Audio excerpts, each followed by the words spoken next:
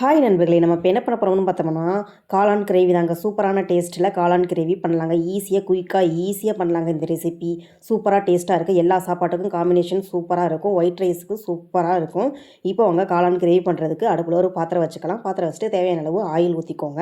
Oil ஊற்றிட்டு கடுகு உளுந்து போட்டு பொரிய விட்டுக்கோங்க. பொரிய விட்டுட்டு இப்போ வந்து ஒரு அரை ஸ்பூன் சோம்பு, 2 பட்டை, ஏலக்காய், கிராம்பு இதெல்லாம் சேர்த்துக்கோங்க. சேர்த்துட்டு பிரிஞ்சி இலை இதில் எல்லாமே சேர்த்துட்டு நம்ம ஒரு பெரிய வெங்காயம் கட் பண்ணி வச்சுருக்கோம். அதையும் சேர்த்துட்டு கொஞ்சமாக கருவேப்பிலை சேர்த்துட்டு வெங்காயத்தை நல்லா வதக்கிக்கலாங்க. நல்லா வதக்கிட்டு இருக்கிறப்பே இதுக்கு தேவையான அளவுக்கு உப்பு சேர்த்துக்கோங்க. நான் கல் உப்பு தாங்க சேர்த்துக்கிறேன். இப்போ வந்து வெங்காயம் வதங்குற அளவுக்கு சேர்த்துக்கிறேன். அப்புறம் நம்ம பின்னாடி பத்தலைன்னா சேர்த்துக்கலாம். வெங்காயத்தை நல்லா வதக்கிட்டு இப்போ வந்து ஒரு 2 தக்காளி எடுத்து கட் பண்ணி சேர்த்துக்கிறேன்.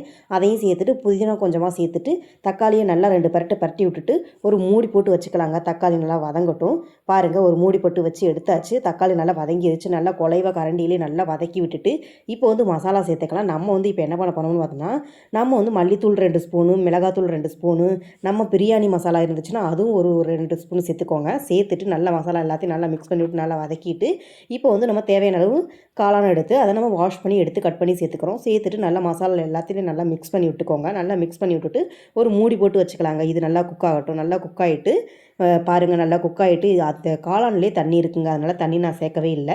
இப்போ வந்து நம்ம வந்து தேவையான அளவு கொஞ்சமாக ஒரு 4 ஸ்பூன் அளவுக்கு தேங்காயை பேஸ்ட் பண்ணி சேர்த்துருக்கிறேன். சேர்த்துட்டு தேவையான அளவு தண்ணி சேர்த்துட்டு நல்லா கலந்து விட்டுக்கோங்க. இப்போவே காரம் உப்பு எல்லாமே கரெக்டாக இருக்கான்னு பார்த்து சேர்த்துட்டு ஒரு மூடி போட்டு வச்சுக்கலாம். கிரேவி கன்சிஸ்டன்சிக்கு வரட்டும். பாருங்கள், நல்லா கிரேவி கன்சிஸ்டன்சிக்கு வந்துருச்சு. இப்போ வந்து நம்ம மல்லித்தலையை தூவி விட்டுக்கலாம். தூவி விட்டுட்டு நல்லா கலந்து விட்டுக்கோங்க. நல்லா கலந்து விட்டுட்டு அடுப்பை ஆஃப் பண்ணிக்கோங்க. அவ்வளோதாங்க, காளான் கிரேவி ரெடிங்க. சூப்பரான டேஸ்ட்டில் ஈஸியாக குயிக்காக இதை பண்ணலாங்க. எல்லா சாதத்துக்கும் காம்பினேஷன் பக்காவாக இருக்கும். காளான்லாம் நிறைய சத்துக்கள் இருக்குதுங்க.